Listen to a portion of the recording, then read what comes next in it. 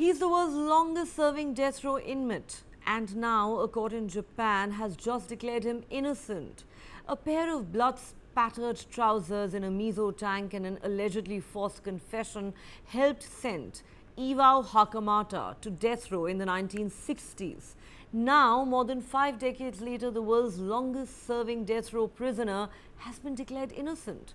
A Japanese court today acquitted 88-year-old Hakamada, who was wrongfully sentenced to death in 1968 for murdering a family, marking the end of a marathon legal saga that's brought global scrutiny to Japan's criminal justice system and fueled calls to abolish the death penalty in the country.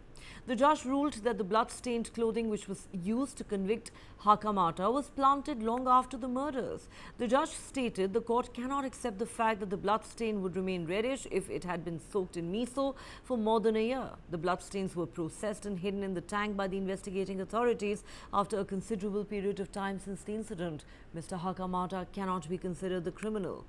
Once a professional boxer, Hakamada retired in 1961 and got a job at a soybean processing plant in Shizuoka, central Japan, a choice that ruined his life. When Hakamada's boss, his boss's wife and their 2 children were found stabbed to death in their home, 5 years later, Hakamada, then a divorcee who also worked at a bar, became the prime suspect.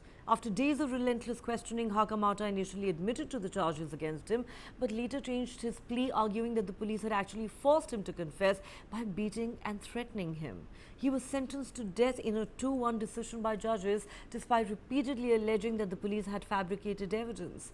The one dissenting judge stepped down from the bar 6 months later, demoralized by his inability to stop the sentencing. Hakamada, who has maintained his innocence ever since, would go on to spend more than half of his life waiting to be hanged before new evidence led to his release a decade ago. After a DNA test on the blood found on the trousers revealed no match to Hakamada or the victims, the court ordered a retrial in 2014. The Tokyo High Court initially scrapped the request for a retrial, but in 2023 agreed to grant Hakamada a second chance on an order from the Supreme Court.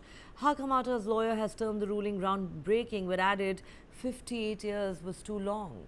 His case has been more than about just one man. It's raised questions about Japan's reliance on confessions to get convictions, and some say it's one of the reasons why the country should do away with the death penalty.